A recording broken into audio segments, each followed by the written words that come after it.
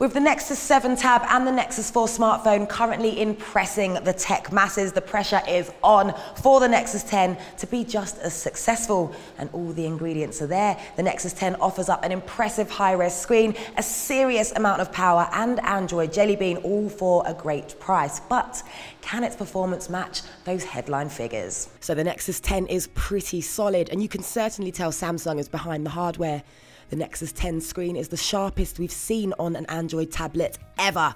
And like the Microsoft Surface, its 16:9 10-inch screen looks oddly tall in portrait mode.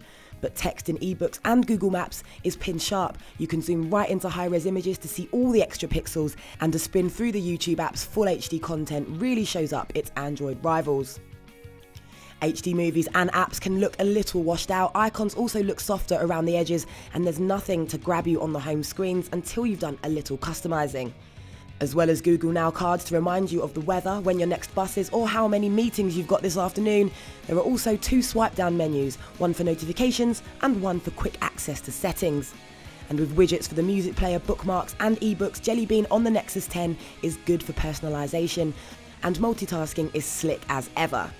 You can even customize your Nexus 10's lock screen and add user accounts.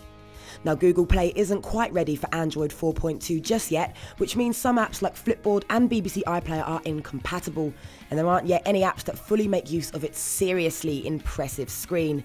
There's still a considerable lack of tablet-specific apps too, but new cross-platform apps like The Hobbit look very good. Now, it's running on a 1.7 GHz dual-core processor and complemented nicely with 2 GB of RAM. And the Nexus 10 is smooth for the most part. Browsing is fast and app downloads are pulled in a snap.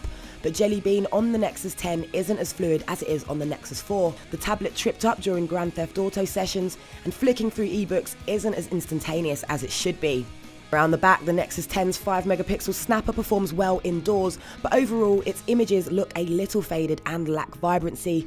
Like the Nexus 4, you can take 360-degree photospheres, and touching any part of the screen while recording video takes a still image. And its 1.9-megapixel front-facing snapper is more than capable of capturing enough light and detail for your video calls. Now, the Google Nexus 10 packs a pretty large battery, so it doesn't suffer the same battery woes as the Nexus 4.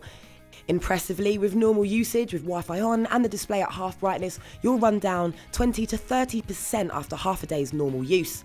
So if you're after high tablet performance but you're on a relatively limited budget, going for the Nexus 10 is a no-brainer. It's supremely capable despite a few performance hiccups, plus it packs the ever-improving Jelly Bean and that pixel-perfect high-res display.